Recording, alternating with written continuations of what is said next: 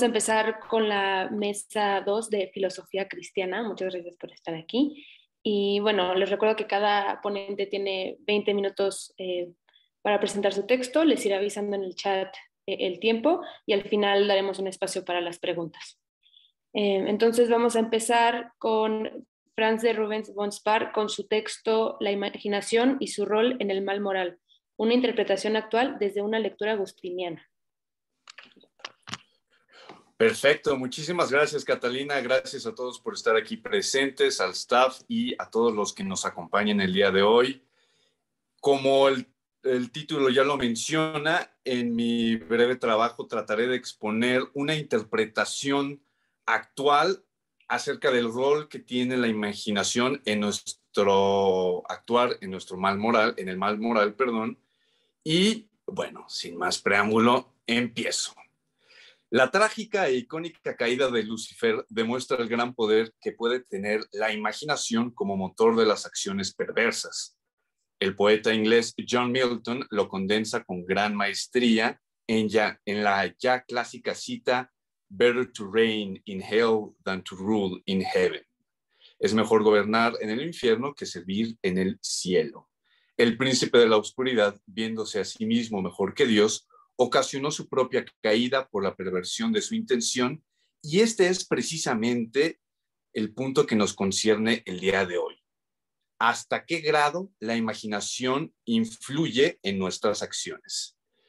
En general, se le da un papel central a la voluntad cuando se explica cómo ésta se pervierte al momento de querer desordenadamente algo, sobre todo en teorías y postulados más clásicos, como el que veremos de San Agustín, donde ocurre el mal moral cuando deseamos y apetecemos bienes inferiores y precisamente eso es lo que ocasiona un amor desordenado. Sin embargo, para que la recta razón se desvíe y la voluntad se centre a cumplir los apetitos libidinosos, se le debe presentar algo que al momento mismo de la acción sea irresistible y cumpla, al menos en apariencia, con un fin que el agente considere como válido y deseado por él mismo. Tal imagen no solo está cargada de un gran atractivo, sino que su fruición representa el placer de satisfacer este deseo, el cual es motivado por una significante carga emocional que bloquea el recto pensamiento y sentir. Así, puesto en meros términos especulativos, la imaginación parece proveer a la voluntad este gran deleite que nos mueve muchas veces a realizar el mal. Un ejemplo de esto se puede observar, por ejemplo, en un estudio realizado por el psicólogo Albert Roberts acerca del homicidio. En dicha investigación se presentan 4 tipos de homicidios a grandes rasgos. El primero de estos es catalogado como el homicidio precipitado por discusiones, los cuales, y abro cita, son peleas que se intensifican, a veces por motivos ridículos, son respuestas impulsivas a frustraciones menores. Cierro cita. Por ejemplo, una persona que golpea a otra con un bate de béisbol. Otro ejemplo de otro tipo de homicidio es aquel que Roberts catalogó como violencia doméstica. En esta categoría se incluyen los siguientes motivos. Cuando una pareja le dispara a la otra porque pensó que le había sido infiel, un hombre acuchilló a su esposa porque pensó que lo estaba engañando, o una joven que apuñaló a su novio como resultado de una discusión. Como podemos ver en estos ejemplos, la imaginación ya empieza a perfilar un papel muy importante, porque en todos los casos, más que haber una acción contundente que realmente tuviera una coherencia y una concordancia entre lo que la gente pensó que estaba sucediendo y la realidad, pues hay un gran abismo. Como lo afirma la psicóloga estadounidense Julia Shaw, abro cita, la ira y el deseo de venganza pueden ser comparables incluso si las razones para matar, no lo son. Cierro cita. Estos ejemplos resultan escalofriantes por ser actos que suceden día con día en cualquier vecindario de cualquier país. Pero llevado al extremo, la imaginación parece tener un rol destacado en el fenómeno de la deshumanización, descrito por el filósofo David Livingstone como, y abro cita, to think of them not merely as inferior human beings, but as subhuman creatures, cierro cita.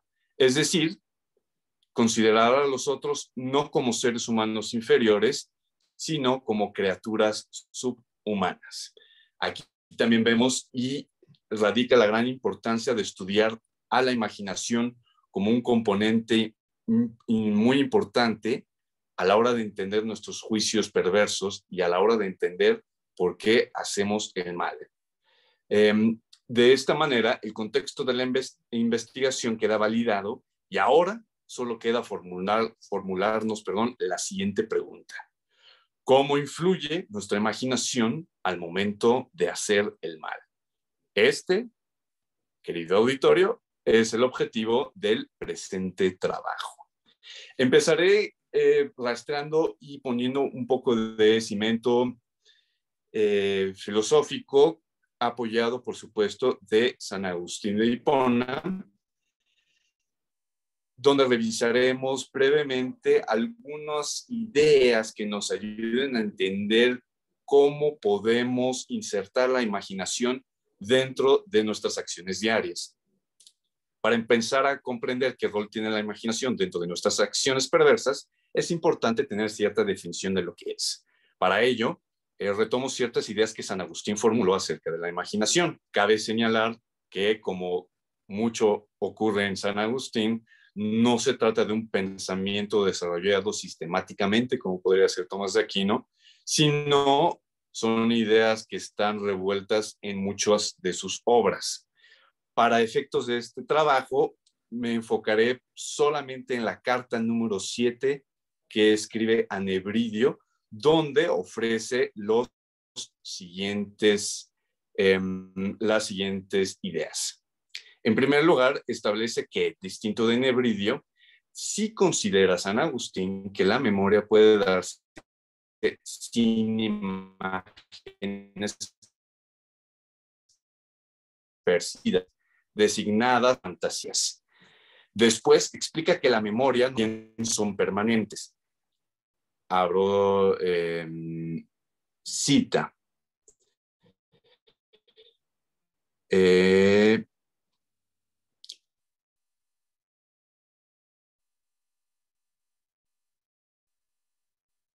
Así, mientras la memoria, la tenacidad, para conservar el tiempo pasado, cosas que abandonamos nosotros. Cierro cita.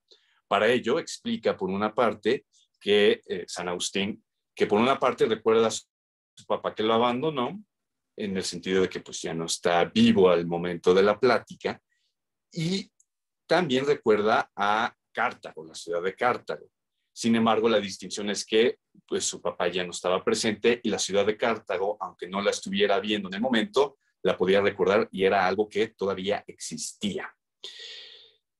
Tales fantasías serán el centro de esta discusión. Agustín explica que si bien ambas imágenes dentro de nuestra memoria, a partir de lo percibido en la realidad, también señala que hay cosas que podemos imaginar sin que realmente hayamos visto. En este punto, Agustín retomó la inquietud que Nebridio le manifestó en una carta previa, en la carta 6, y abro cita. ¿Cómo es que imaginamos nosotros rostros y formas que nunca hemos visto? Cierro cita. Para responder, San Agustín establece 3 géneros de fantasías.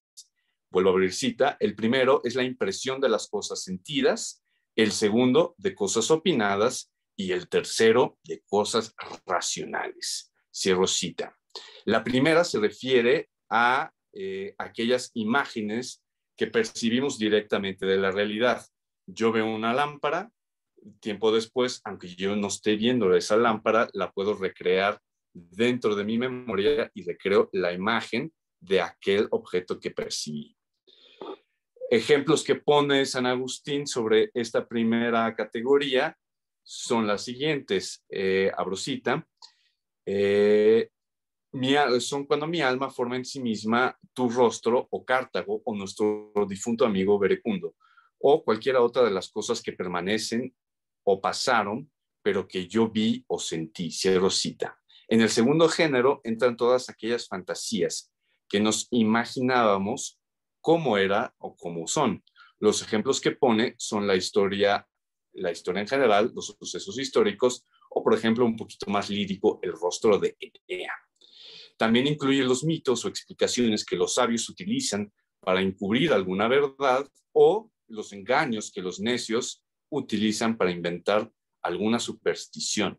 Agustín continúa explicando que este segundo género también se refiere a todos aquellos inventos argumentativos que utilizamos para establecer escenarios y suposiciones teoréticas para cualquier discusión. Y este es un punto muy importante que luego traeremos a colación.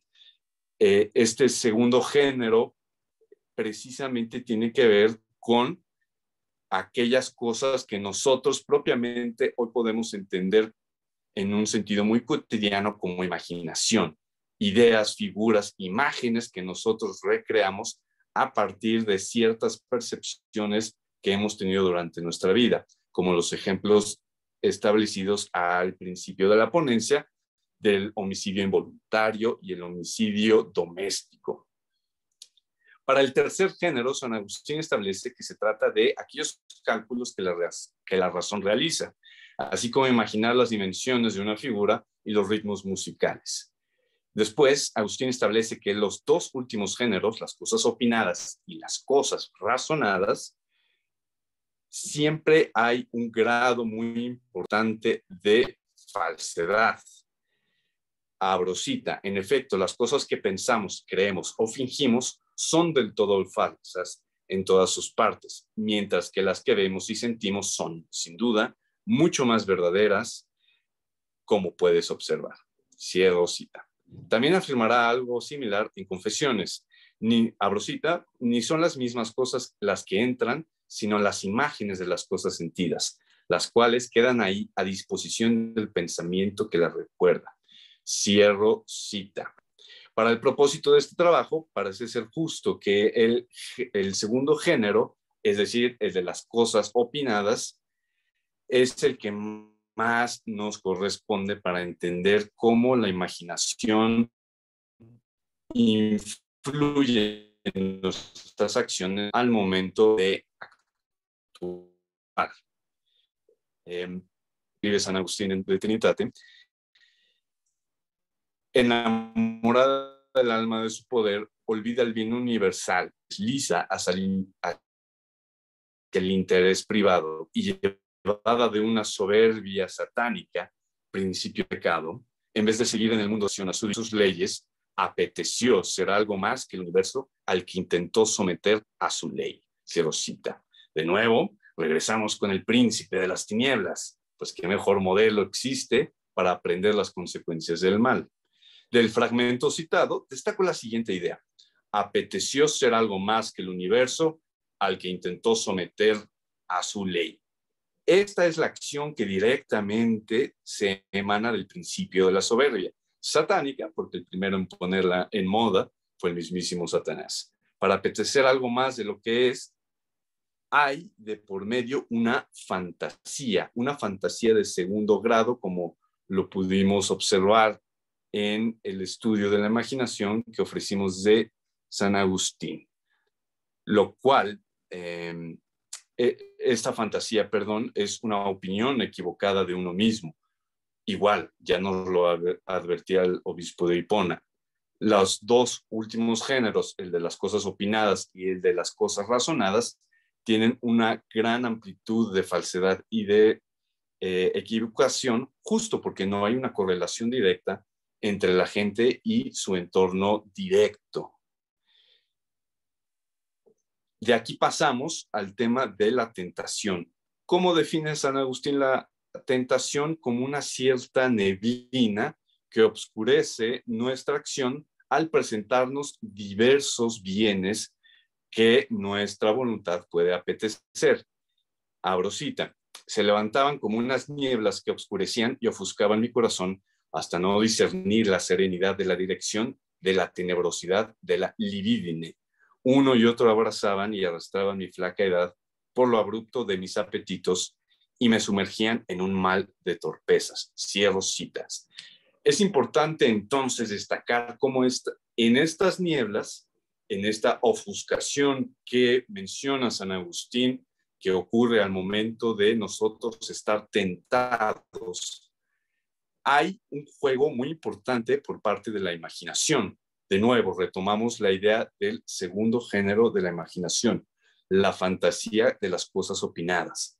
Al nosotros proyectarnos ideas, bienes, imágenes que por la intensidad misma del placer que nos puede gratificar al momento, se nos puede presentar como un bien mucho mayor por encima de las cosas que realmente son más adecuadas a la moralidad humana. Es aquí donde vemos la conexión entre la imaginación y nuestra acción moral que puede ser pervertida por la misma.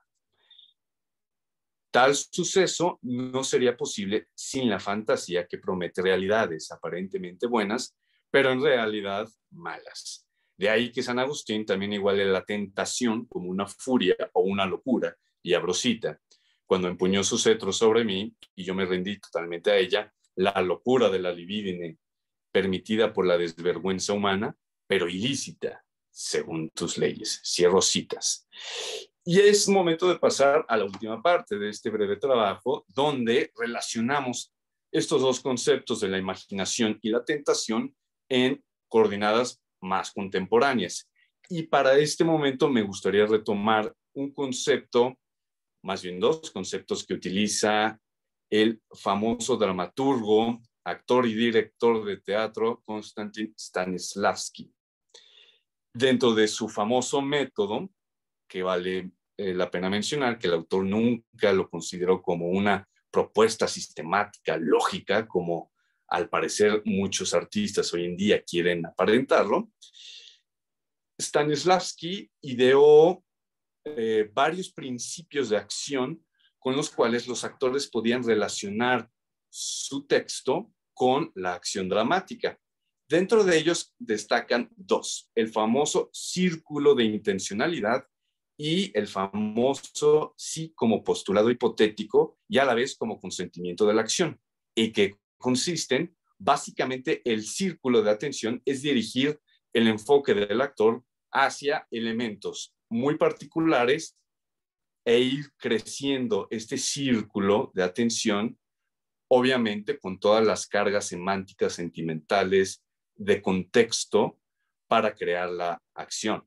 Así dice que si el actor le tocaba interpretar a un villano que iba a cometer un asesinato, primero tenía que enfocar su atención, el círculo sobre el cuchillo, sentir qué es lo que le representaba el cuchillo, imaginar todas las acciones por las cuales el actor, o más bien el personaje, fue construyendo su realidad que lo llevaron a ese momento de la escena, y de esta manera podía llevar a cabo el acto del asesinato, si bien dramático, pero en realidad con mucha intención y con una veracidad de sentimientos.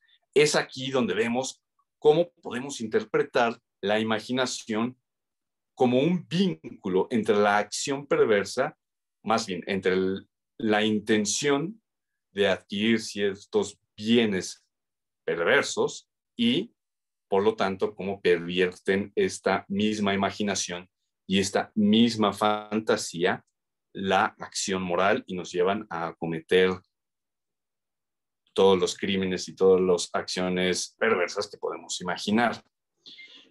El segundo supuesto, por supuesto, tiene que ver con el sí hipotético, y es el paso final, o es como el último candado que nosotros tenemos. Y no solo me gusta el concepto porque no solo funciona para la vida dramática, sino realmente sucede así en nuestra vida. Llega un momento en el que nos imaginamos, como bien lo veía San Agustín, situaciones hipotéticas, y Stanislavski nada más nos dice, hay que agregarle un sí hipotético. ¿Qué tal si yo hago esta acción? ¿Qué tal si yo soy este personaje y acometo esta acción como yo lo haría? unidos el círculo de intencionalidad con el sí hipotético, nos da un panorama mucho más completo de cómo la imaginación influye en nuestro actuar moral y cómo la imaginación es un punto muy importante para entender nuestras acciones perversas. Cómo hacemos el mal siempre tiene que ver con una imaginación que no está del todo cimentada en una realidad y que el solo hecho incluso de pensar esa situación hipotética ya nos está produciendo un deleite especial. Un ejemplo mucho más cotidiano y no tan grave es, por ejemplo, cuando vamos a comprar un coche, ¿no? Las variables que tenemos que tener es un criterio pues de precio, de accesibilidad y a futuro, que tanto nos puede rendir. Sin embargo, pues el típico ejemplo cliché de la crisis de edad, que muchas veces se compra un coche no tanto por su función,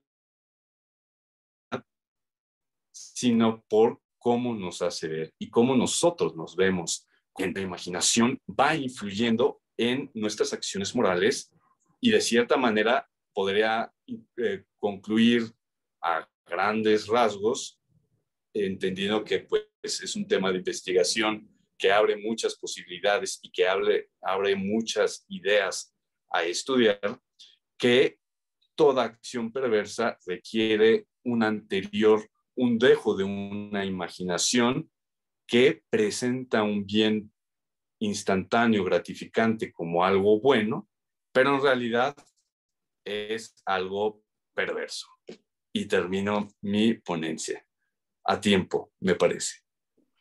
Sí, muchísimas gracias. Bueno, pasamos a la ponencia de María José Bravo Vargas, titulada El castigo y la justicia divina en San Agustín. Muchas gracias, Cata, y qué gusto escucharte, Franz. Muy bien, pues la ponencia. En el libro primero de Libero Arbitrio, escrito en 387 al 389, Agustín de Hipona comienza la discusión con la pregunta metafísica de Evodio: ¿Dios es la causa del mal?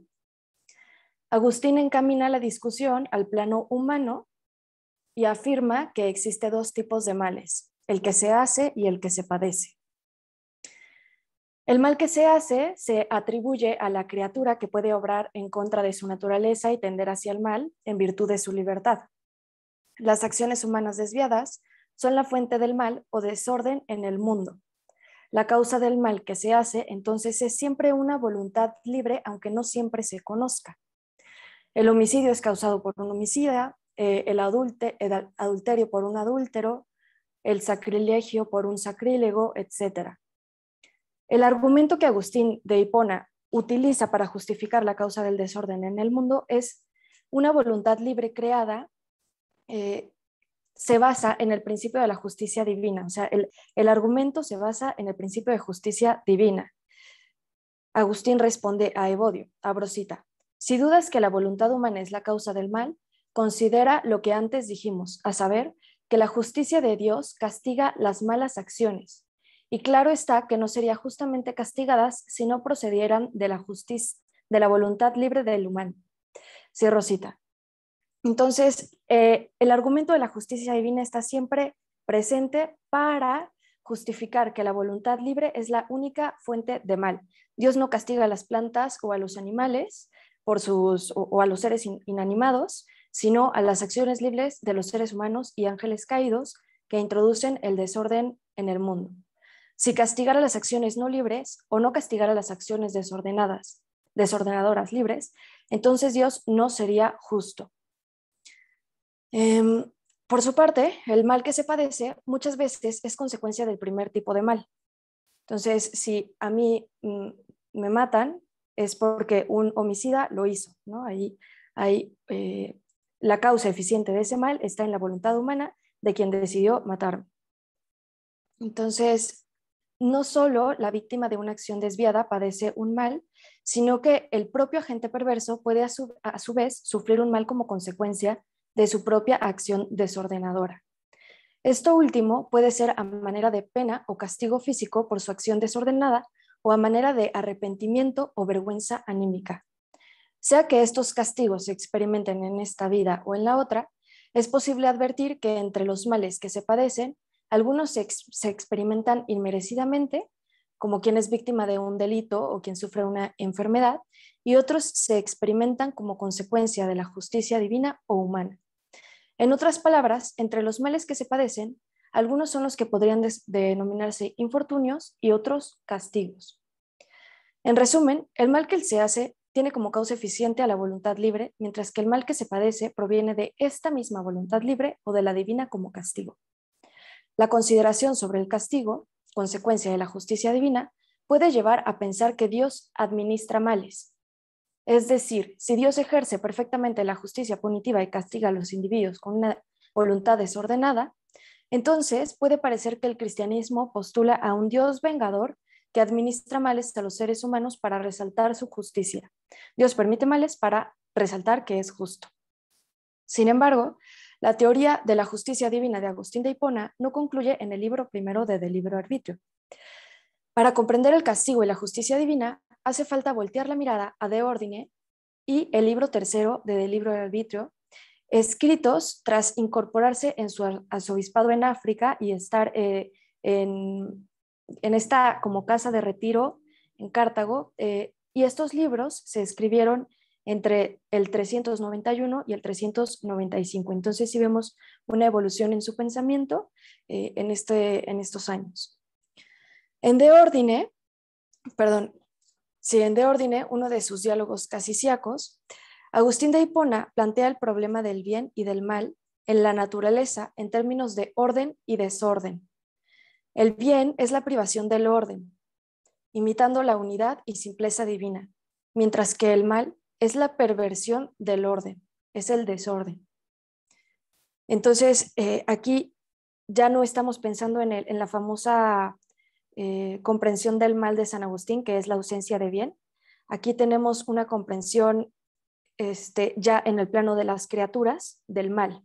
Entonces, metafísicamente, el mal es la ausencia de bien, pero en la realidad, en el mundo de las criaturas, en el mundo creado, el bien es el orden y el mal es la perversión de este orden, la pérdida del orden.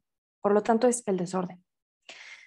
Este es el primer elemento indispensable para comprender que la teoría de la justicia divina, para entender la teoría de la justicia divina en Agustín de Hipona. A este primer elemento se le añaden dos más. Uno, San Agustín dice que es necesario adoptar una escala universal de referencia para comprender el problema del mal en el mundo creado. Y dos, San Agustín tiene como axioma fundamental que nada sucede sin una causa y por lo tanto nada puede suceder fuera del orden de las cosas. Entrando en el diálogo de Ordine, San Agustín se pregunta cómo se relaciona el mal y la providencia y afirma que pueden resolverse dos cosas. Por un lado, algunos creen que la divina providencia no llega a las cosas últimas e inferiores, con lo cual las criaturas y la humanidad no están regidas por la divina providencia, sino que son objeto de desatención y menosprecio. Por otro lado, otros creen que los males se cometen por voluntad de Dios, haciendo justas y excusables las quejas que dirigen contra él. Entonces, Agustín tiene estos dos frentes, estas dos objeciones contra la providencia divina o dudas sobre la providencia divina, y él le responde a los primeros que solo un ciego dudaría en atribuir el orden en los movimientos de los cuerpos a la voluntad y el poder divino. Y a los segundos, en cambio, les denuncia su ignorancia y estrechez mental que les imposibilita comprender la perfecta armonía y ajuste del universo. Les imposibilita ver el universo en un plano global. Al rechazar la primera opción, San Agustín asume que Dios efectivamente gobierna toda la creación. Dicho gobierno implica que Dios estableció el orden racional para cada uno de los movimientos de los cuerpos, incluso aquellos seres que carecen de voluntad. Por una parte, Dios dio a todas las cosas en el momento de la creación una orientación intrínseca para que persiguieran el bien. esta orientación intrínseca recibe el nombre de hile y es la materia sin forma, la capacidad para las formas que busca imitar la forma específica que le será dada por Dios. Por otra parte, también desde el momento de la creación, Dios atisbó que sus criaturas libres padecerían inclinaciones contrarias que las alejarían de él. Por este motivo, cuando creó todas las cosas, Dios decidió proveer a la creación de unas semillas de la razón o razones seminales que auxiliaran la existencia y el desarrollo de cada una de las cosas creadas. Con estas razones invisibles y ocultas en la naturaleza, cada criatura recibió el principio de movimiento y el impulso que tendría en su tiempo. Entonces, así como la hile es una especie de materia informe, las razones seminales vendrían a ser como la forma que recibe. Aún más, Dios dotó de medida, número y orden a cada criatura para que tuvieran la perfección que les correspondía, pues solo lo perfecto puede venir y referirse hacia Dios. La hierba recibió su semilla para crecer sobre la tierra y el ser humano su alma para ser viviente. A cada cuerpo le dio su semilla y a cada semilla le dio su cuerpo. De esta manera, Dios limitó a la criatura para que fuera de una naturaleza específica y no otra. Le dio una dirección general hacia la cual debe moverse para alcanzar el fin que le es propio y estableció las jerarquías de seres según su propia naturaleza. A los seres materiales les dio su propia semilla para que siguieran el movimiento que les es natural. A los seres de naturaleza material e inmaterial, o sea, las personas, los seres humanos, les dio el alma que da vida y por la que gozan de la voluntad propia para dirigir sus movimientos. Y a los seres inmateriales, los ángeles, les dio un poder oculto de impulsar el movimiento siguiendo las insinuaciones divinas. Por eso son los enviados, los que obedecen a Dios, los mandados por Dios. Así Dios proveyó a sus criaturas de una orientación intrínseca o interna en las razones seminales por las que buscan imitar el orden divino.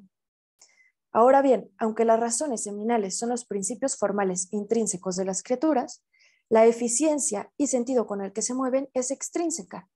Esto quiere decir que las razones seminales reciben del Creador su poder para mover y direccionar, quedando así bajo el gobierno y cuidado divino.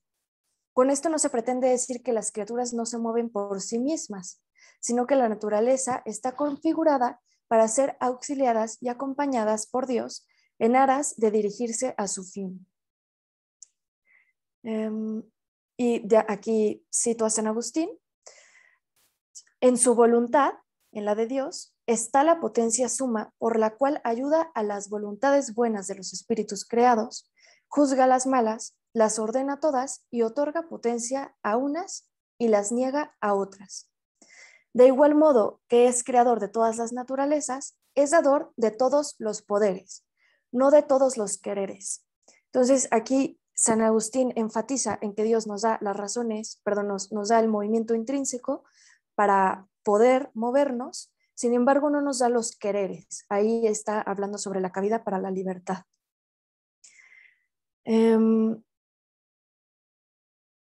Entonces, con esta observación, San Agustín refuta a los primeros que dudaban de que la providencia divina no alcanzara a todas las cosas pequeñas del mundo.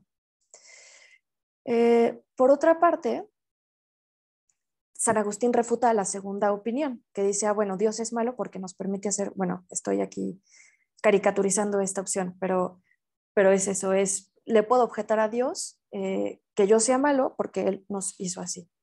Entonces, ahí San Agustín defiende que no puede atribuirse a los males de este mundo a la voluntad divina. Hacerlo tan solo delata nuestra imposibilidad para comprender su complejidad. Con frecuencia, los seres humanos cuestionan la belleza de las cosas creadas porque fijan su mirada en una pequeña parte sin considerar la totalidad, y esa pequeña parte puede parecer repugnante. Así da el ejemplo de un insecto que si miramos una araña y vemos sus patitas, a lo mejor las patas pueden ser horrorosas, pero ya que consideramos todo el insecto en su complejidad, con sus colores, y con todo su relación con el universo, la proporción del cuerpo, entonces ahí ya nos podemos gozar del orden que tiene ese animalito. Y lo mismo pasa con el resto del universo, ¿no? A escala minuta y a escala mayor. Creer que Dios es el autor de los males a partir de unos pocos eventos, aparentemente incausados por otra cosa que no sea Dios, es como inculpar al autor de un mosaico por hacer una obra caótica, desordenada o fea a partir de una de las pocas teselas. En ambos casos se trata de un juicio falso provocada por la estrechez de miras, pero que tan pronto se observa la obra completa desde un plano más amplio, aparecen su armonía, belleza y perfección, compuesta de la disposición ordenada de las particularidades, incluidas las aparentemente desagradables.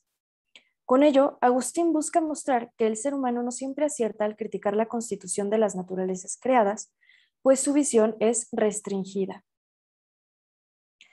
Ahora bien, este ejercicio no solo es válido para apreciar la armonía de las cosas que están ordenadas conforme a su propia naturaleza, sino que también ayuda a comprender que la perfección de estas conforman parte de un plan.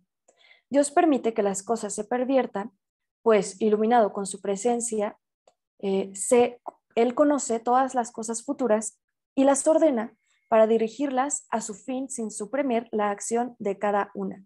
Aquí hay que entender que el mejor de los mundos posibles es aquel en el que hay una libertad humana, porque la consecuencia de la libertad la libertad nos abre a poder amar, que es la mayor acción que puede tener el ser humano. Por eso Dios ve que el mejor de los mundos posibles es en el que hay una libertad humana. Dios guía al mundo sin alterar el orden impuesto por él, sino más bien resaltándolo o realizándolo. Para ello no tiene que intervenir constantemente, sino que se vale de las razones seminales impuestas a cada cosa desde su creación. Esta orientación que cada cosa posee, sin embargo, puede desatenderla libremente los seres dotados de voluntad. Luego, no es el caso que Dios sea una causa activa del mal, ni tampoco que su plan providencial incluya la intención de perjudicar a sus criaturas. Por el contrario, Dios solo busca el bien para ellas. Y lo que desde un punto de vista puede parecer como un mal, en el plan general, global, se trata de un evento necesario, no causado inmediatamente por él, pero es un evento necesario para proveer de un bien a las cosas. Si a los seres humanos les parece imposible dilucidar cuál es el sentido o propósito del mal, es decir, cuál es el bien o provecho que subyace o aguarda a lo que tiene por mal, es porque su razón es limitada. Así, con esta doble respuesta, San Agustín construye el De Ordine y arroja claves esenciales para identificar cómo se relaciona Dios con sus criaturas y por qué permite que ocurran males. A partir de esta descripción, es posible ver que la voluntad y el conocimiento de Dios se despliegan en el plan divino. Son como las dos caras de una misma moneda que no pueden comprenderse sin la presencia de otra. Una cara arroja la causa eficiente y otra la causa final. Sin la primera no podría ejecutarse el plan y sin la segunda no habría dirección que seguir. Entonces, aquí ya tenemos el libro de De Ordine, donde podemos encontrar cómo comprende San Agustín el bien en el plano criatural y el mal. Y añade que lo importante es comprender o mirar los males desde una perspectiva universal. Ahora, en el libro 3 de Libro Arbitrio, ya se fija más en los males que provienen de la voluntad desordenada y en la justicia divina que se aplica para ordenar dichos males o las consecuencias de dichos males. En este libro, San Agustín hace una primera descripción del pecado y del castigo para refutar a quienes dudan de la perfección del universo. Afirma que ni el pecado ni el castigo son una naturaleza, sino estados accidentales, affectiones naturarum de una naturaleza. Por una parte, el pecado se caracteriza por ser un estado voluntario y por ser, abro cita, un estado accidental de desorden vergonzoso al cual se sigue un estado penal, cierro cita. Es decir, el pecado no es algo que pertenezca a la esencia del pecador. En este mejor de los mundos posibles que pensó Dios, en el que hay una libertad humana que puede amar, la libertad sí es parte de su naturaleza, pero el pecado no, sino que es un estado accidental. Por otra parte, el castigo es el estado penal que sigue al pecado con la finalidad de, abro cita, ponerle a la naturaleza que peca en el lugar que le corresponde y en el cual no sea un desorden dentro del orden universal, y obligarle de este modo a formar en el orden del universo, quedando así reparado el desorden del pecado por la pena correspondiente. Cierro cita. El castigo es en el estado accidental penal, el castigo es el estado accidental penal de una naturaleza que restaura el orden del universo violentado por un estado accidental, voluntario y vergonzoso. Es decir, así como el pecado no es un estado natural, el castigo tampoco lo es para el ser humano. Bueno, con esto ya entendemos la naturaleza del pecado y del castigo. Ahora, la justicia divina. La justicia divina es eminentemente distributiva. Y San Agustín entiende la justicia en términos de justicia distributiva, tanto a nivel del individuo, a nivel de la ciudad, con el gobernador y con Dios, ¿no? Distribuyen los bienes, dando a cada quien lo suyo.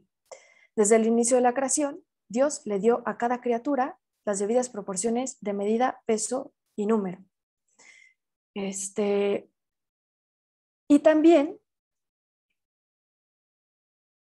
si alguna criatura abusa de estos bienes recibidos e introduce con su acción el desorden en el cosmos, entonces el juicio divino impone un castigo determinado. Por eso la justicia divina también es vindicativa. Esto nos podría llevar a la primera pregunta que se planteó en la introducción, que es, ¿Dios es un Dios vengador? ¿El Dios cristiano es un Dios vengador que castiga indefectiblemente cuando lo desacatan?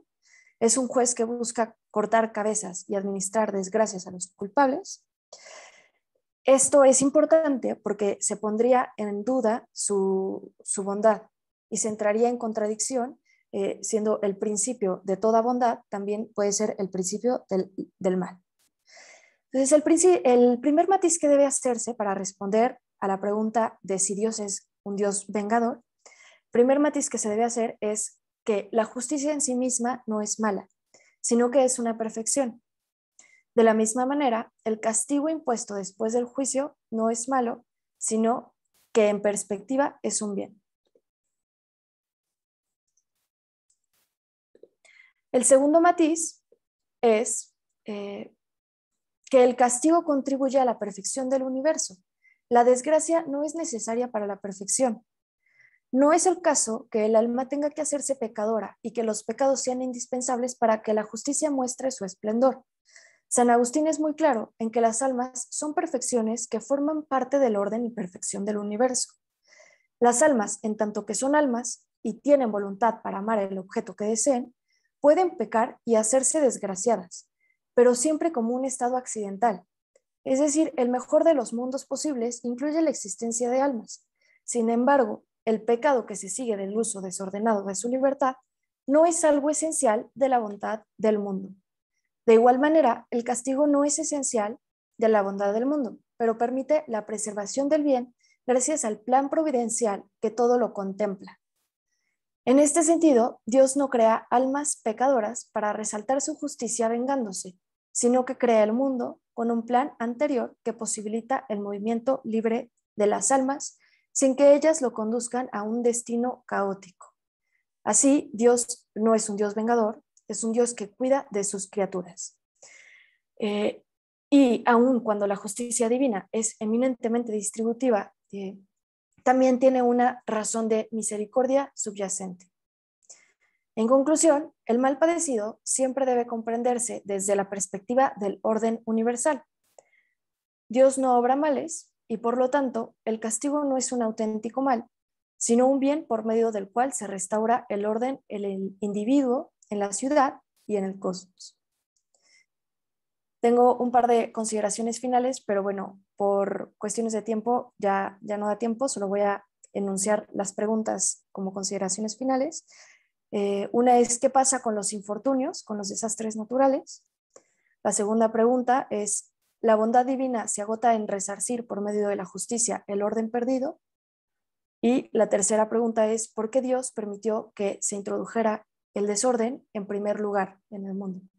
Estas tres preguntas se resuelven dentro del mismo tratado de San Agustín, pero me parece muy interesante seguir considerándolas. Gracias. Muchísimas gracias, Majo. Pasamos a la última ponencia de Cristian Geritz Álvarez, el aristotelismo y el tomismo, identidad, continuidad y divergencias de dos sistemas filosóficos. Gracias.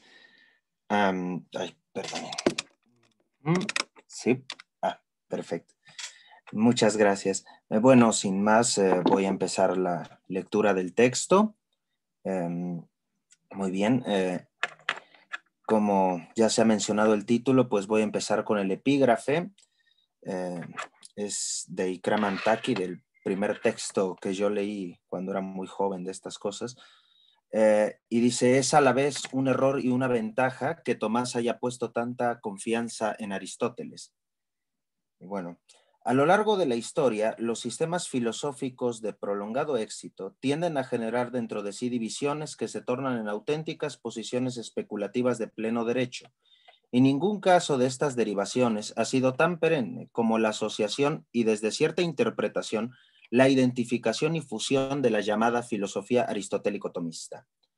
Las siguientes líneas tienen la pretensión de establecer los límites interpretativos que distinguen la filosofía aristotélica de su más importante desarrollo, a saber, el corpus especulativo establecido por Santo Tomás de Aquino. La aparentemente clara verdad simplona de que Aristóteles no es Tomás encubre, sin embargo, una serie de pautas hermenéuticas y doctrinales que en los hechos no es tan fácil descartar, puesto que a menudo los presupuestos teóricos de análisis del Aquinate se han convertido en el criterio de lectura del pensamiento del Estagirita. En ciertos casos, dicha lectura ensombrece, ciertamente, elementos del pensar aristotélico, pero en otros casos Tomás es bien consciente de la divergencia de su propia postura con la del filósofo, y es más bien la tradición quien obvia los matices, proyectando la posición tomista sobre la de Aristóteles, cuando la del propio Tomás era deliberadamente diferente. El que el Aquinate sea un preclaro lector de Aristóteles no permite en ningún modo inferir que su pensar fuera una mera repetición del de Estagira, independientemente de si esta repetición fuese fiel o no.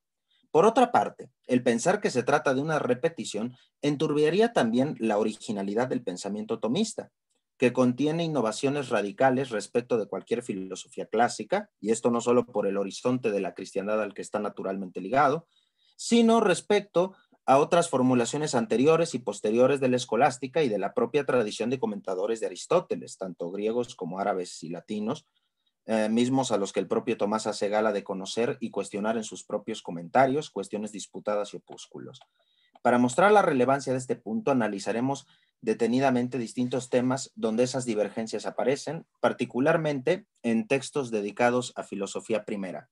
Y bueno, este es un trabajo obviamente que estaba planeado para ser mucho más largo, entonces vamos a discutir únicamente la parte más trabajada, que son las nociones generales de ente, con los sentidos que se distinguen de manera, digamos, preliminar tanto en Aristóteles como en Santo Tomás. Se espera que luego se pudiera hacer a su vez con la substancia, sobre todo, y con otros términos, ¿no? Y bueno, entonces, preliminarmente a ello, hay una parte que por cuestiones de tiempo tampoco leeré, que es, vamos a decir, una reconstrucción, cierta medida, de la historia del acercamiento entre Santo Tomás, digamos, y los textos aristotélicos, ¿no? Sabemos mediando sobre todo, obviamente, de modo decisivo, la influencia de Merbeke. Ahora bien, digamos, para no leerlo, lo que estableceré será ciertas cuestiones generales. Primero, que el acercamiento de Santo Tomás a Aristóteles es gradual.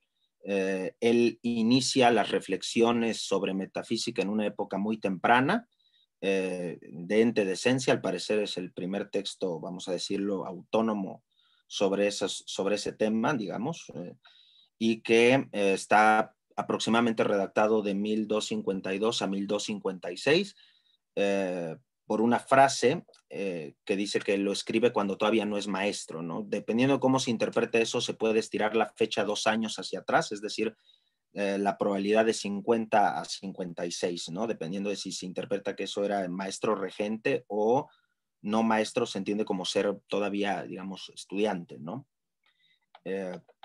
Ahora bien, como sabemos, la relación con Merbeke está de alguna manera saturada de leyendas, entre otras la famosa historia esta como del encargo del romano pontífice Urbano IV de cristianizar a Aristóteles, ¿no? Y en ese sentido, pues Merbeke sería un tipo de funcionario de traducción al servicio, en parte de Santo Tomás, para acometer esto, ¿no?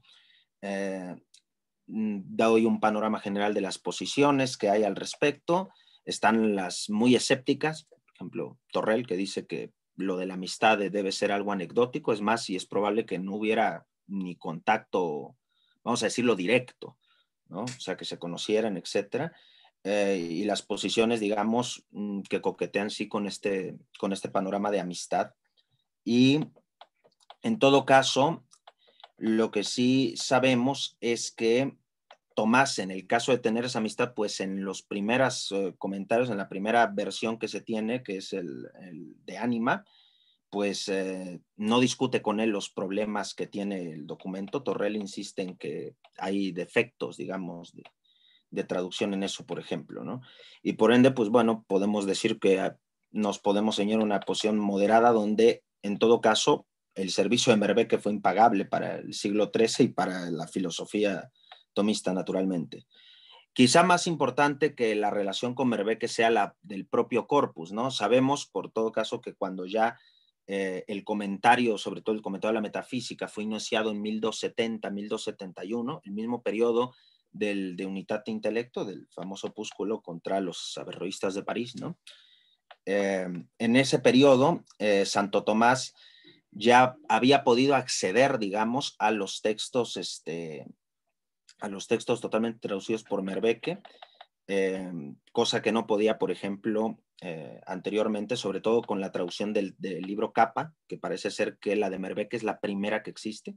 Algunos autores dicen que es la única, de hecho, de total autoría, o sea que Merbeke no usó otros códices como para reconstruir una versión, sino que es la suya, ¿no?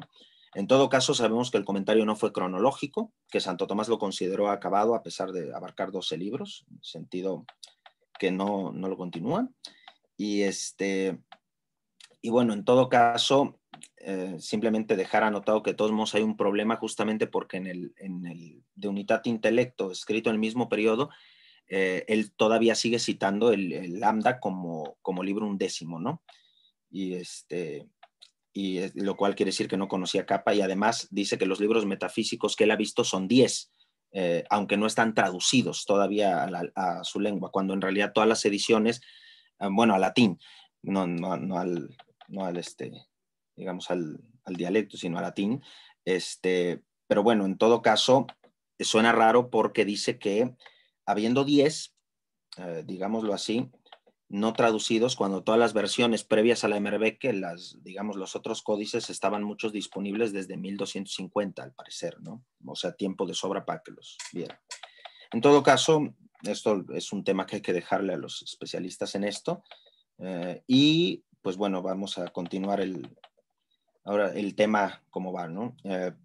Entonces, esta parte trata simplemente sobre el ente verbal y el ente como lo que es en realidad, que es la división que él introduce en la obra temprana, ¿no? Entonces va a ser una lectura de cómo eso refleja de alguna manera Aristóteles a los comentadores de los que depende Tomás particularmente en este texto, y luego cómo digamos, la posición, cómo se cambia ya en el comentario maduro, el comentario de la metafísica, ¿no?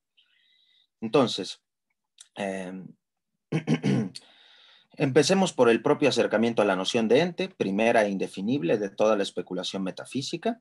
No puede definirse dada su máxima extensión, pues estaría circunscrito a categorías más universales, mismas que, para entenderse, se tendrían que comprender a partir de él, es decir, ser pensadas como algo que es, lo cual es absurdo por la circularidad que conlleva.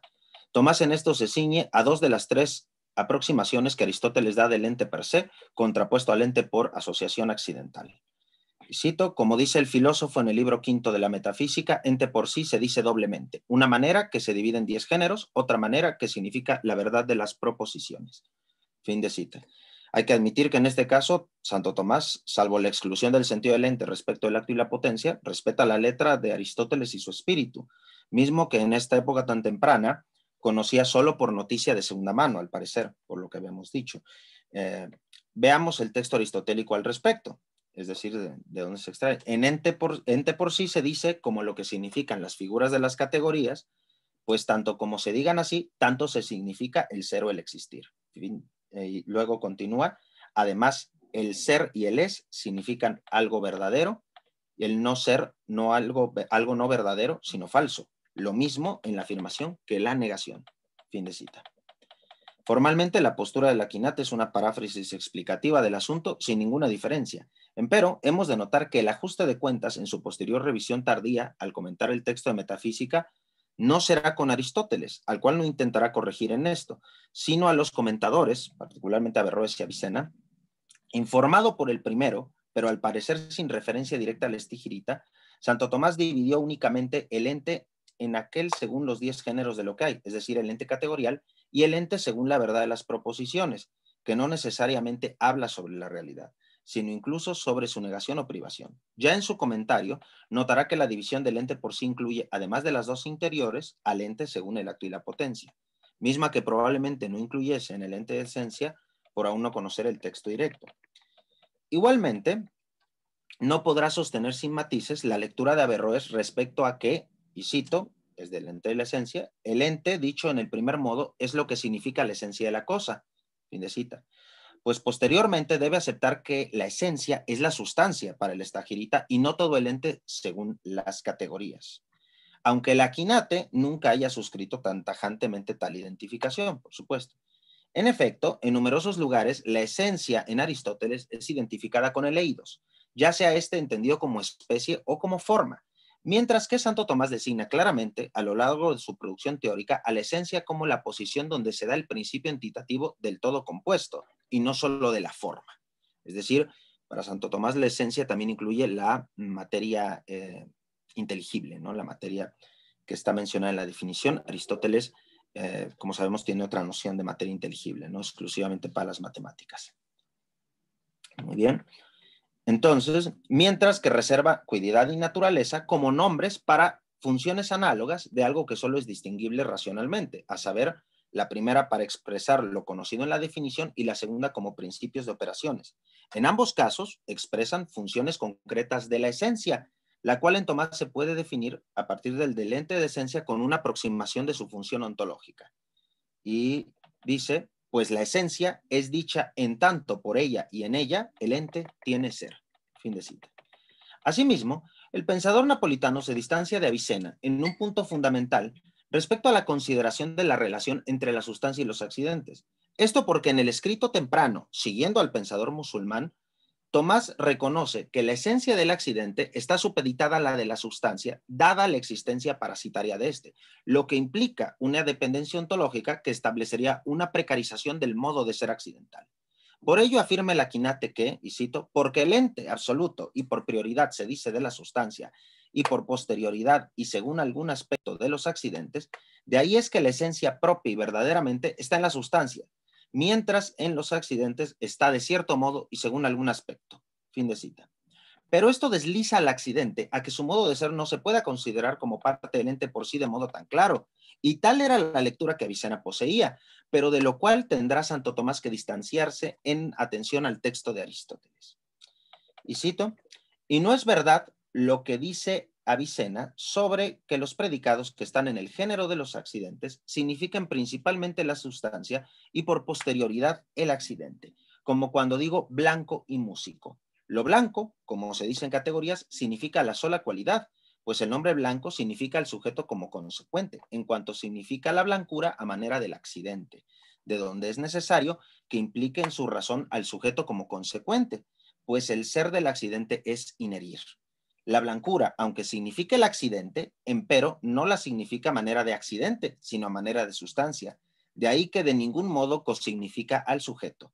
Si principalmente significase al sujeto, entonces los predicados accidentales no serían colocados por el filósofo bajo el ente según él mismo, sino bajo el ente según el accidente. Fin de cita. Y de esto, que es verdadero según la doctrina, deja ver que Santo Tomás prefirió en su madurez seguir a Aristóteles en lugar de Avicena, porque, aunque el modo de ser del accidente sea inherir en otro en cuanto a su aparición fáctica, es decir, son esencialmente dependientes de la esencia de la sustancia, en su modo de significar propio, son esencialmente el tipo de categoría que son, como el calor es esencialmente una cualidad y la cualidad esencialmente es algo que inhiere en el sujeto sustancial, y así en cualquiera de los otros casos, por supuesto. Por ello, todos significan el ser y no solo la categoría del que es decir, la sustancia, como se desprende de Metafísica Delta. Igualmente, Santo Tomás correctamente refiere al texto de categorías, pues de este se desprende la autonomía conceptual del ser accidente del accidente, a pesar de su dependencia ontológica de la sustancia y que es lo que lo mantiene en el rango de pertenecer al ens per se, esto es, las categorías en general y no solo la sustancia se entienden a partir de sí mismas, allende su dependencia ontológica última. Veámoslo. Y cito, de lo que se dice sin ninguna combinación, cada uno significa o sustancia, o cuánto, o cuál, o respecto de, o dónde, o cuándo, o estar, o tener, o hacer, o padecer. Ninguno de los mencionados se dice por sí en afirmación alguna. La afirmación se genera por la combinación de unos y otros. Fin de cita. Cuando aquí se dice que por sí mismos no pueden generar una afirmación tomándolos solos, como interpreta Sino, también da pie esto a entender que no se requiere una estructura afirmativa para que sean inteligibles, sino que ellos son los elementos que permiten causalmente el que surja la estructura afirmativa o negativa, es decir, el juicio o proposición en sentido moderno. De ahí que sea correcta la interpretación de Brentano y compatible con la postura tanto de Tomás como de Aristóteles, que consideraba que las categorías eran entes por sí, en la medida en que, y cito, son los diferentes conceptos supremos que se designan bajo el nombre común de ente. Fin de cita. Como reconoce Brentano, esto había sido defendido previamente por Bonitz, donde la expresión es aún más notoria. Y cito, según esto, categoría no significa solo y exclusivamente que un concepto se añade a otro como predicado, sino también en general que un concepto se enuncia o se dice en un significado determinado, sin que por ello se piense en modo alguno su relación con otro. Fin de cita. Esta interpretación tiene también apoyo de preclaros comentadores y pensadores, tanto clásicos como modernos. En efecto, no es otra la posición de Porfirio en su Isagoge, varios siglos antes que el propio Tomás. El editor de Plotino acota en su introducción a la lógica que, y cito, se establece tal como en categorías que los 10 géneros primeros son como 10 principios primeros, y si se llamase a todo entes, se hablaría, dice Aristóteles, no unívoca, sino equívocamente. Fin de cita. De esto se infiere que se entienden por sus propios sentidos distintos, autónomamente respecto de la sustancia. A Porfirio lo secunda Tomás de Mercado en su comentario a categorías. Argumenta que, en cuanto a asunto lógico, los predicamentos son incomplejos, y más aún concuerda con nuestra interpretación cuando establece que, cito, los predicamentos son los órdenes de las cosas en las cuales, como en propias sedes y casas, se encierra la totalidad de las cosas. Pero a estas 10 todas las cosas, hasta ahora conocidas para nosotros, se reducen. Luego, la división es suficiente, ya que la cosa y el ente son iguales. Fin de cita. Apoyo en este sentido se registra, al parecer de Brentano, en el propio Hegel incluso, cuando éste dice que para Aristóteles las categorías son las esencialidades simples o determinaciones generales. Entonces, esta interpretación nos parece está suficientemente sustentada por sobre la lectura que sostenía el Tomás temprano, aunque hay que reconocer que dicha interpretación no es del todo inverosímil. En breves términos, desde esta perspectiva, la dependencia ontológica del accidente acaba por significar en su orden de inteligibilidad a la sustancia, y de ahí que las categorías funcionan únicamente en sentido unitivo, es decir, como predicados. Tal posición ha tenido ciertamente sus dignos defensores, como el caso de Juan de Poinsot, que aunque atribuye al predicamento como característica la incomplexión, la piensa en relación con su definición compleja, en el sentido de no duplicarla cuando no tenemos un nombre simple, o bien no introduciendo el nombre sustancial por medio de fórmula de género y diferencia, pero no que se pueda entender sin la complexión judicativa, lo que se desprende de la propia definición general que da. Y cito, no es otra cosa el predicamento que la serie o la ordenación de los predicados superiores e inferiores por un género supremo que se predica de todo inferior hasta el individuo que está sometido a todo superior. Fin de cita. Esta posición, donde las categorías tienen que estar aclaradas en el nexo judicativo al ser predicados en sentido estricto, es, por cierto, la misma que sostenía Trendelenburg, que era maestro de Brentano, al que no obstante el respeto que le profesaba no duda en distanciarse en este punto de su mentor, tal como Santo Tomás lo hace para comprometerse con la letra y el espíritu aristotélico. ¿Voy bien de tiempo o...? Falta 5 minutos y ya. Muy bien. Bueno, lo demás es lo mismo en torno al tema según el ente, según la verdad. En este caso, Santo Tomás tardíamente lo que hace, digo, para no atrasarlo más, creo que en ese caso lo que hay es un enriquecimiento de la posesión, en el sentido de que Santo Tomás trata de explicitar un nexo causal muy claro entre la noción de ente como verdadero, el que él le atribuiría, digamos, y varias partes de los comentadores a su estudio de la lógica, digamos, con las categorías. Y dice, naturalmente, que el intelecto, digamos, es el que, componiendo y divide, previamente depende de un, digamos, inteligir, de eso que se llama la inteligencia de los indivisibles, y que de ahí se forma el intelecto, concepciones simples de las cosas. Esas concepciones simples tienen que ser de actualidades que luego serán causalmente, digamos, atribuidas al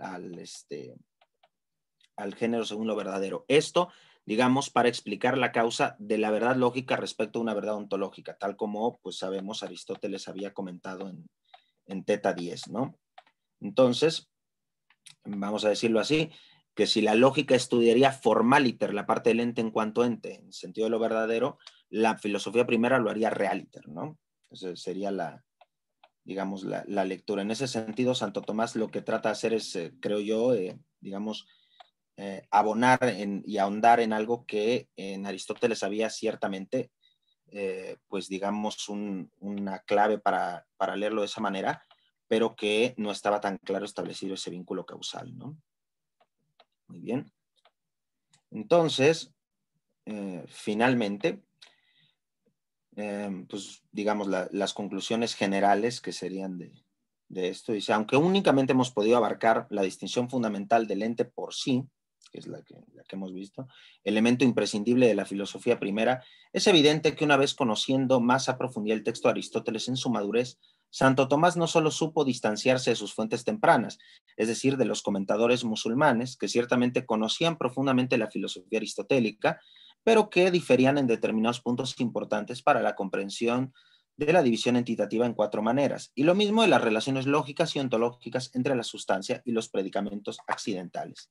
Igualmente, hemos visto que su lectura ha estado avalada por los grandes intérpretes del texto aristotélico, tanto clásicos como modernos, no sin dejar de notar que la interpretación alternativa también tiene su justo grado de verosimilitud, pero hemos intentado probar que la maduración intelectual del doctor Angélico iba en efecto por la senda correcta al internarse con mayor diligencia en el texto aristotélico, notando las referencias cruzadas pertinentes para dicha lectura, ciertamente más acabada en el comentario que en el ente y la esencia. En esto, Tomás prefiere serle más fiel al filósofo que a sus primeras influencias intelectuales, de las que no obstante mantendrá una constante cercanía, sobre todo con Avicena, para el desarrollo de su propia ontología, particularmente en el apasionante tema de la preponderancia del actus essendi sobre la esencia, tema ajeno totalmente a la filosofía del estagirita, por cierto. Finalmente, quisimos mostrar que en torno al ente como verdadero, no solo hay un enriquecimiento de la posición inicial de juventud y que en contenido de verdad no difiere mucho, pero aquí Santo Tomás decidió no solo comprender, sino superar, tratando de explicitar relaciones que en Aristóteles no estaban tan claras.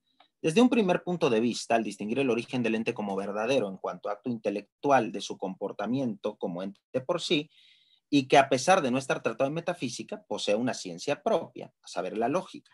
Pero hay más, pues el doctor comunista comete la tarea de interpretar una relación de causalidad e identificación en el ente por sí, mientras que esta última se da entre el ente categorial y el ente lacto, aquella, es decir, la causalidad, se da entre estos y el ente como verdadero, pues la naturaleza de las cosas, cuando se conoce rectamente, es la base para que el enunciado sea verdadero, y no solo lo que decimos verdaderamente, pues este modo también se pueden decir ficciones, privaciones y negaciones. En este punto, Santo Tomás ya no es Aristóteles, sino un discípulo que, atento al maestro, desea desarrollar intuiciones que el primero ha dejado en el tintero. Por lo que vemos que la identificación nunca fue posible, si por ella pretendemos una mera repetición. Pues en su juventud Tomás se hallaba sin saberlo más alejado de Aristóteles, al que se fue acercando cada vez más en su labor de comentarista durante su madurez, pero al que siempre consideró una figura de diálogo, la más importante ciertamente, pero una más entre otras que nos ayuden al tema buscado desde antiguo y ahora y siempre, el qué es lo ente. La respuesta de Tomás requiere la de Aristóteles para entenderse, pero a diferencia de lo que cierta vulgata tradicional piensa, no son la misma respuesta. Y esto ciertamente el Aquinate lo sabía. Eso es todo. Muchísimas gracias. Bueno, muchísimas gracias a todos los ponentes. Ahora vamos a pasar a las preguntas. Si tienen una pregunta pueden ir levantando la mano. Creo que hay una pregunta en el chat. No sé si quieras, Hugo, decirla en alto o la leo yo. Hola, claro, es igual. Si gustan, la leo yo. Estimado Franz de Rubens, muchas gracias por la participación. Mi pregunta es, si la imaginación necesariamente representa una base para la maldad moral, ¿cómo se relaciona con el libre albedrío? Pues siguiendo a Boecio, el mal constituiría una privación del bien. Por tanto, si abstractivamente necesito imaginación para hacer matemáticas en sentido de los estados aristotélicos, ¿cómo ello me llevaría realmente a cometer mal moral? Muchas gracias. Claro que sí. Se cortó un poquito, pero aquí estoy leyendo tu participación. El mal sí es una privación, pero siguiendo más a Agustín, hay que entender que, como lo traté de exponer en la plática, la mala acción es una acción que sí busca un bien.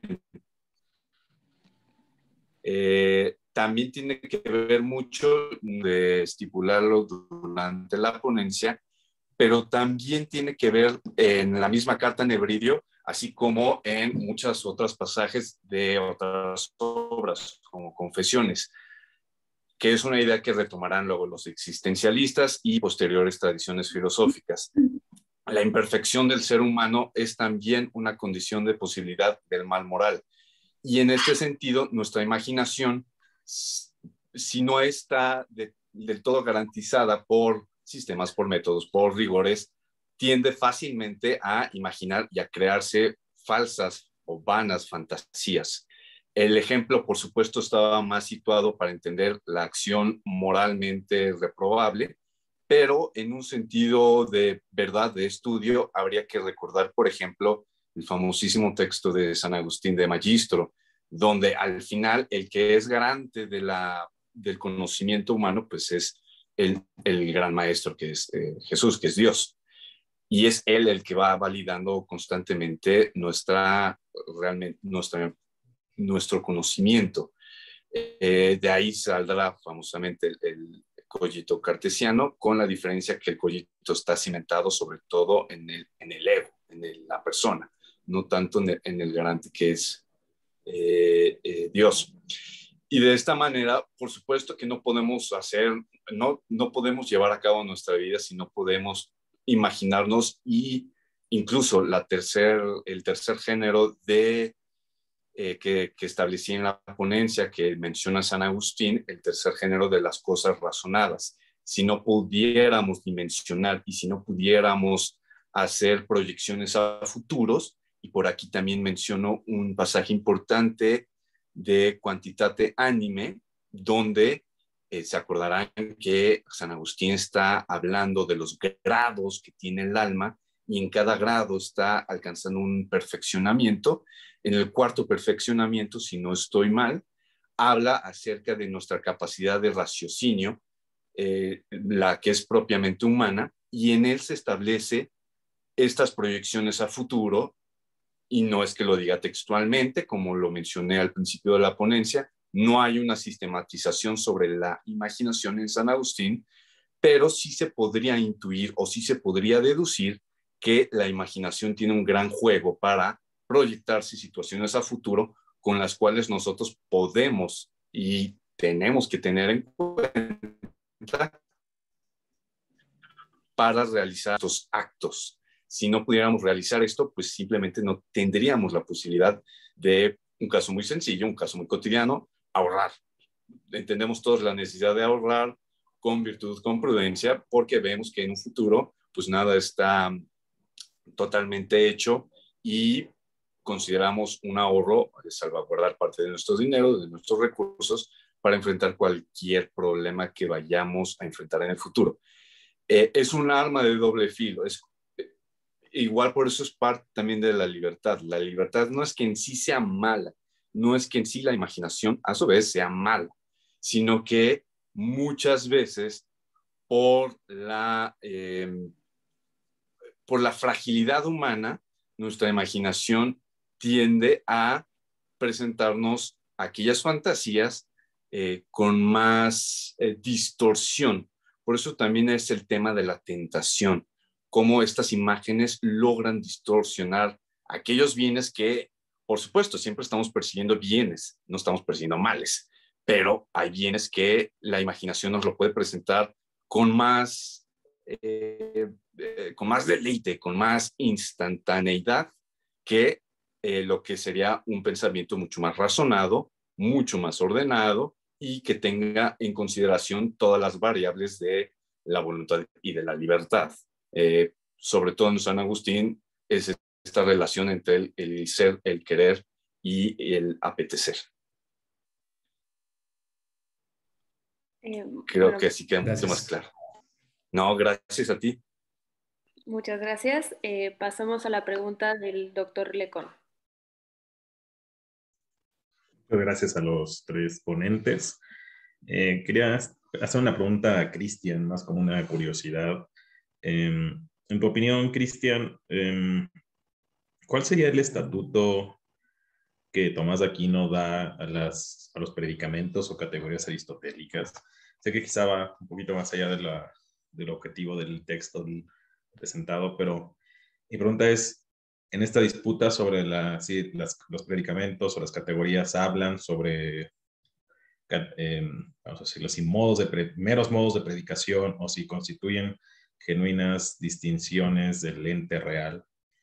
En tu opinión, para Tomás de Aquino, ¿cómo concibe no solo el texto de las categorías, sino ese repertorio? Si tienen un correlato, ¿son herramientas ontológicas o son meramente herramientas lingüísticas? Gracias. Bueno, la pregunta daría para mucho. En mi opinión, o bueno, hasta donde yo llevo leyendo, por supuesto, con todas las fallas que eso podría conllevar, es que sí tienen una determinación, digamos, ontológica positiva. Eso me parece claro desde el momento en que de ente de esencia ya había dicho que cuando se mencionan el ente categorial, según se divide en 10 géneros, se está, dice, no me acuerdo cómo es en latín de manera textual, pero digamos poniendo algo en la realidad, poniendo algo en el ser. O sea, en ese sentido me parecería claro que sigue Aristóteles cuando dice que así significa el ser o el existir. Como dije, todos los textos fueron traducidos por mí. En el caso introduje esa dicotomía que no está obviamente en Metafísica Delta, por la razón de que es de los pocos casos donde Aristóteles usa toeinai. y no ton, ¿no? O sea, sino que usa toeina y dice, o sea, el ser o el existir, ¿no? Lo usa de esa manera que más bien estamos habituados a leer ton, ¿no? Lo que es o el ente, pero en este caso lo dice de esa manera y a mí me parece claro que tienen un peso existencial desde ese punto de vista, ¿no? Un peso ontológico. Esa sería Perdón mi... tú dirías, son modos de predicación que tienen un correlato en la realidad o son fundamentalmente, como tú, quizá, eh, eso, categorías o distinciones, o una tipología del tipo de cosas u objetos que encontramos en el mundo. Es decir, eh, hablan de modos de predicación con un fundamento en la realidad o o son más bien simplemente una taxonomía de los objetos reales. Yo creo que, digamos, respondiendo a esa dicotomía, podríamos decir que es una taxonomía con fundamento en la realidad, si se quiere. O sea, realmente las cosas se pueden acomodar, creo yo, al menos esa era la pretensión de Santo Tomás en cualquiera de los 10 géneros, ¿no? Bueno, perfecto, muchas gracias, Cristian. De nada. Muchas gracias. Pasamos a la pregunta de Majo.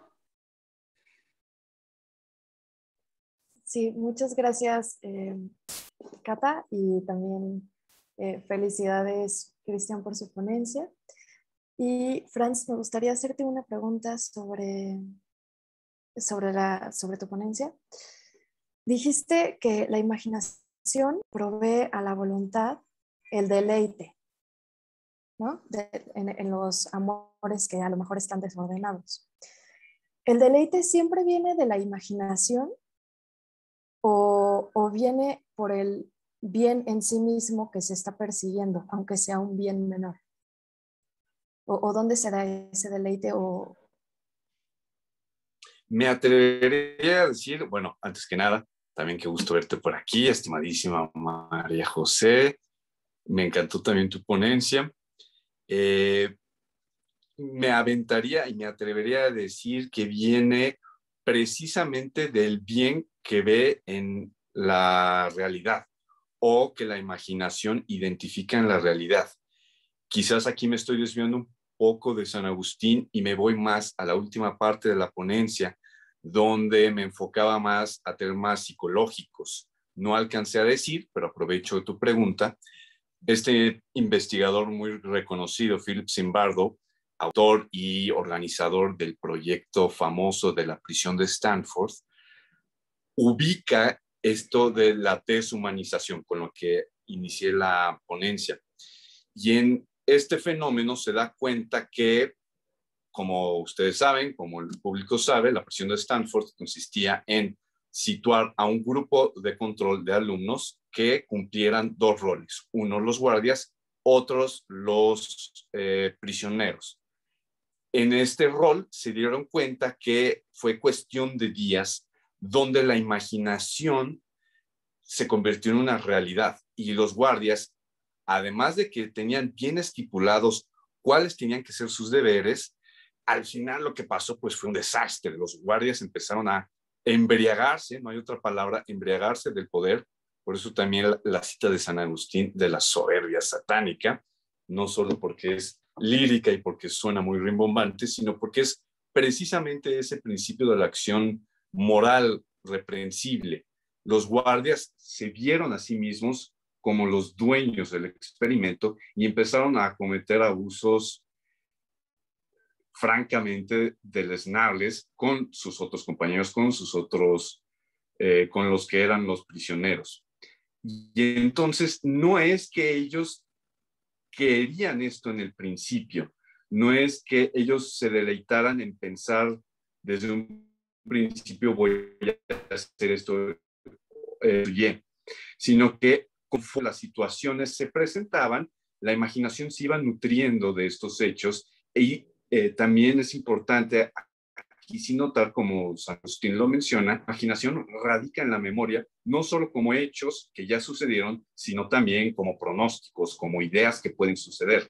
Claro, con una base de lo que ya sucedió. Entonces, en este abuso sistemático de los prisioneros, los que eran los guardias fueron nutriendo esa inmediatez y ese gozo delictivo, que por ahí el término lo utiliza mucho en un debate, se menciona en las actas de debate contra Fortunato, este deleite delictivo que se fue nutriendo, ¿no? Recordemos que también San Agustín tiene la idea de que el vicio, al igual que el buen hábito, la virtud, se va haciendo un hábito constante y lo ve más como una cadena. Por eso el libre arbitrio es, si no se encamina hacia el bien, se hace esclavo en sí mismo, y es precisamente porque la imaginación tiene esta dualidad de ver posibles bienes que pueden ser gratificantes al momento, y cuando se tomaron esos bienes, cuando se eligieron esos bienes perversos, ese deleite está lleno en nuestra imaginación, en nuestra memoria, y nos mueve a seguir buscándolo. Por supuesto, si no le ponemos un freno y si no entendemos la dimensión que esa imaginación, que esa fantasía, y creo que también por eso me arriesgaré a decir que los psicólogos también utilizan mucho el término de fantasía para este tipo de sensación de placer, que quizás no sea de lo más lícito, para acometer más y más grandes placeres delictivos. No sé si con eso queda un poquito más claro o si ya enredé más la cosa. No, muchas gracias, Franz. A ti, Majo. Bueno, voy a leer una pregunta que está en el chat, que es para Majo. Estimada María José, me pareció muy interesante la introducción del concepto de razones seminales. Ahí me surgió una duda. ¿Cómo podríamos hacer una distinción entre las semillas dadas a las criaturas para ser partícipes de la naturaleza divina del pensamiento panteísta para justificar la objetividad moral? Muchas gracias. Sí, Hugo. La pregunta es de Hugo Olivares. Sí. Hugo, muy buena pregunta. Las semillas no tienen la naturaleza divina. Entonces, aquí una comentadora, bueno, una estudiosa de San Agustín, llamada Samantha Thompson, hace una distinción del plano del creador del plano de las criaturas. Y ella dice, muchas veces usamos metáforas para explicar cómo se relaciona Dios con las criaturas, que nos llevan a conclusiones erróneas de la naturaleza de Dios. Por ejemplo, cuando decimos que emanamos de Dios como el agua emana de la fuente, eso nos hace pensar que nuestra naturaleza proviene de la naturaleza divina, y no. La naturaleza divina es perfecta, es inmutable, mientras que la naturaleza creada pues es corrompible, es mutable, sí es perfecta en tanto que tiene las perfecciones que le son propias, pero se puede corromper, ¿no? Y necesita de Dios para tener existencia y necesita de Dios para mantenerse en el ser. En este sentido, no hay un panteísmo en San Agustín. Las semillas son naturalezas creadas, dadas a las criaturas, y se distinguen de la naturaleza divina por esto, porque son creadas y porque necesitan de Dios para mantenerse en el ser. ¿Quedó claro, Hugo? Más o menos.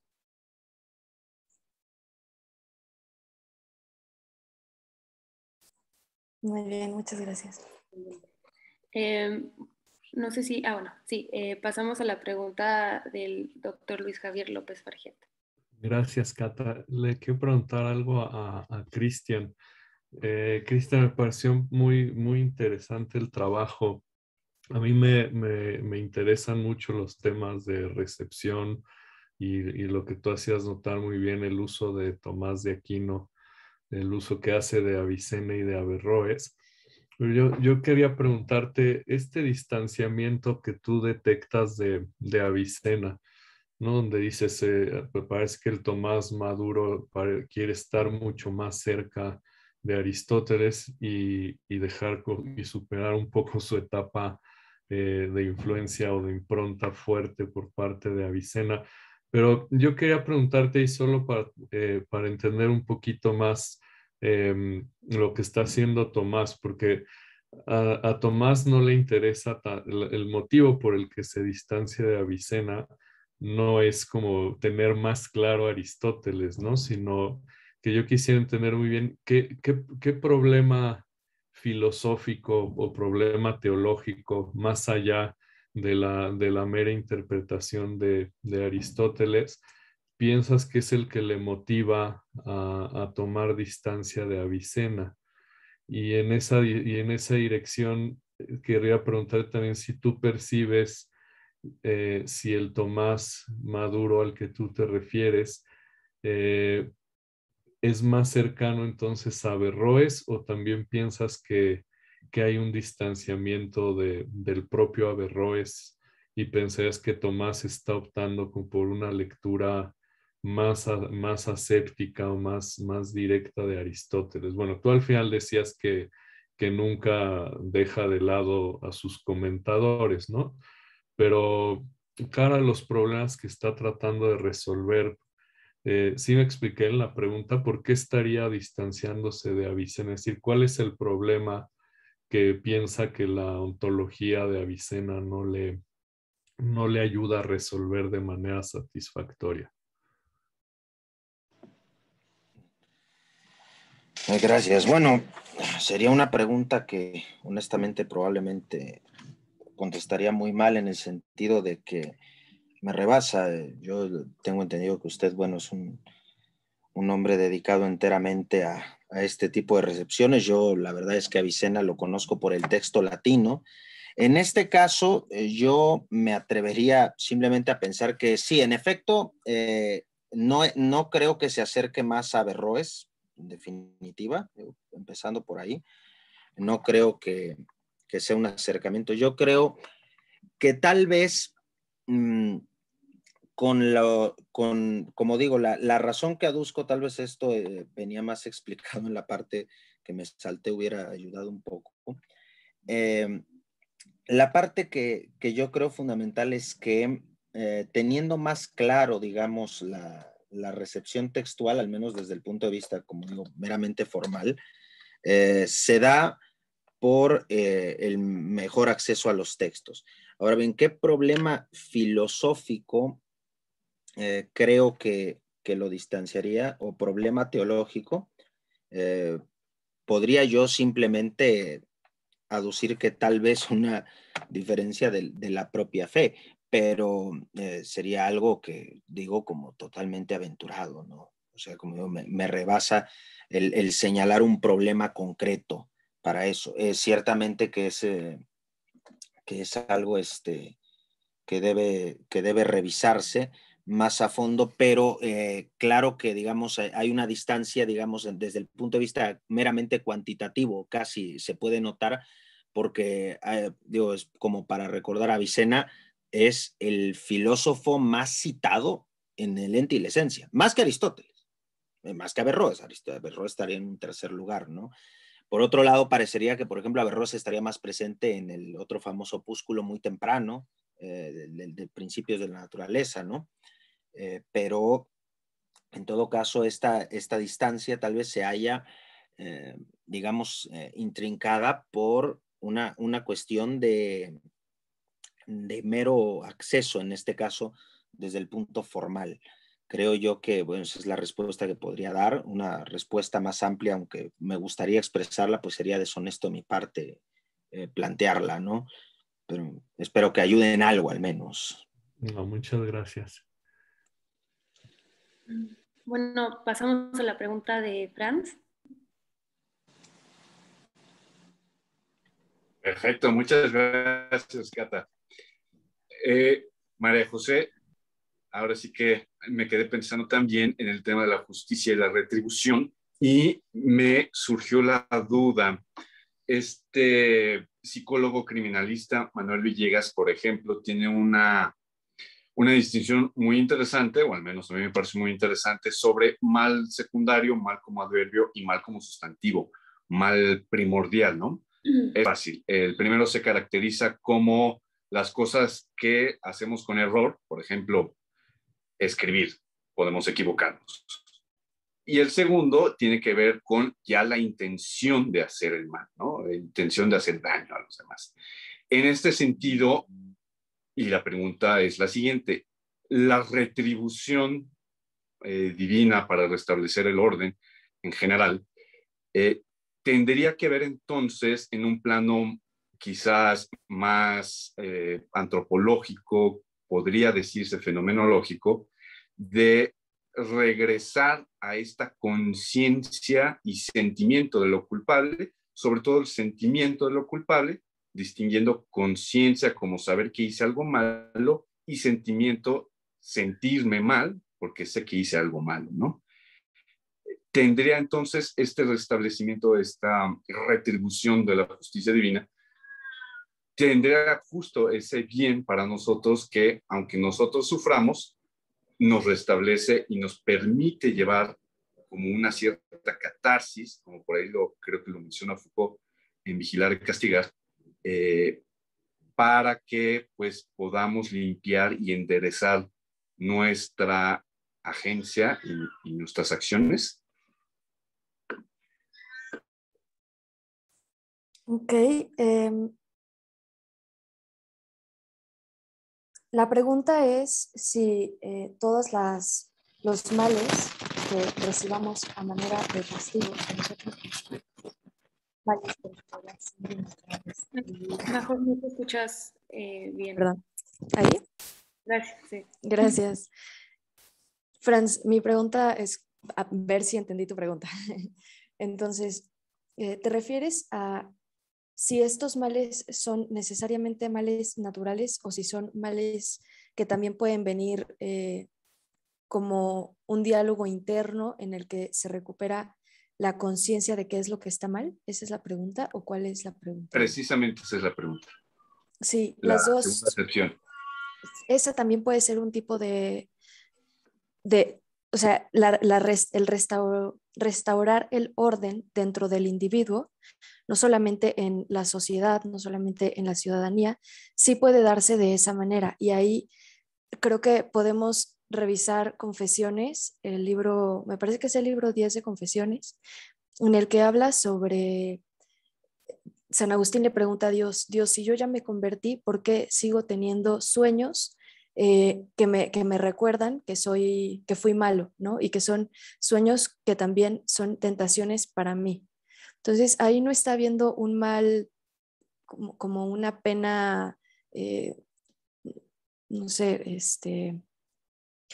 que eres fumador y entonces dejas bueno, fumar, por decir un ejemplo burdo, dejas tu cigarro en tu casa y quemas tu casa, ¿no? Entonces ahí se restaura el orden para que tengas salud. No sé, diciendo algo muy extremo, no. También puede ser el caso en el que la retribución, perdón, restaurar el orden sea de manera interna. Entonces ahí San Agustín le dice a Dios, Dios, ¿por qué permites que siga teniendo estos sueños? Y al final lo que concluye San Agustín es, lo sigue permitiendo para que me pueda acercar a Él orando más, ¿no? Entonces, orando más me puedo acercar a Él.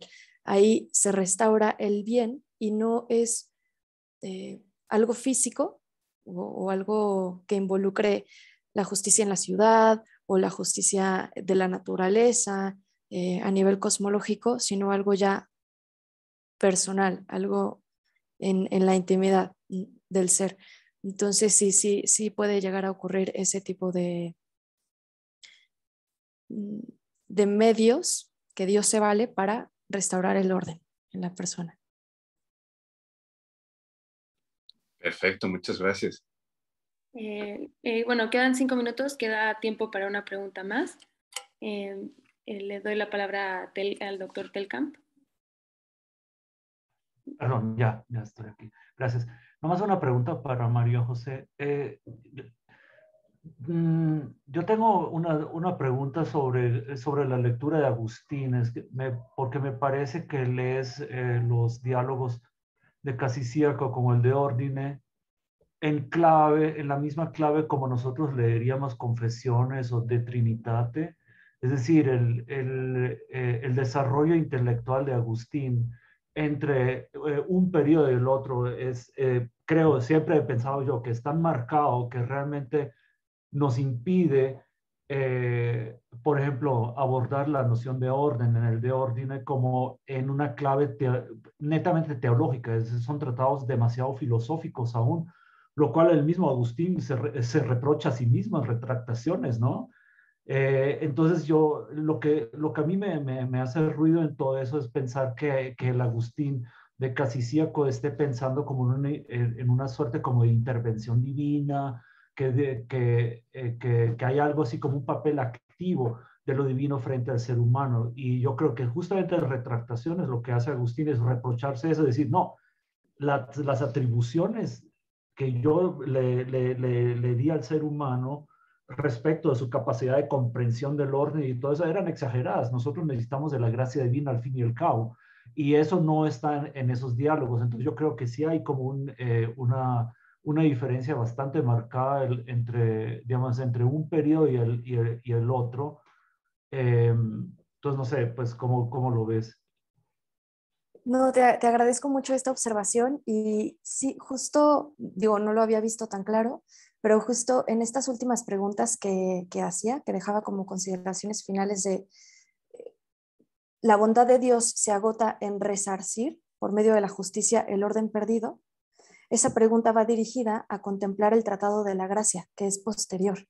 Entonces, a lo mejor sí mi lectura de los tratados casicíacos ya es más teológica que filosófica, ahí te agradezco esa observación. Yo tendría que deslindarme de esa lectura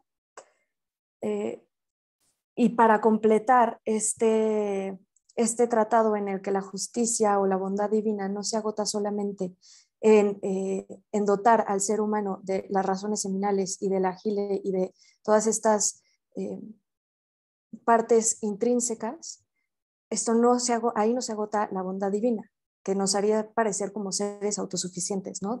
Alejados de Dios, ya que Dios pone a andar el mundo y ya él se desvincula de su creación a modo deísta, ¿no?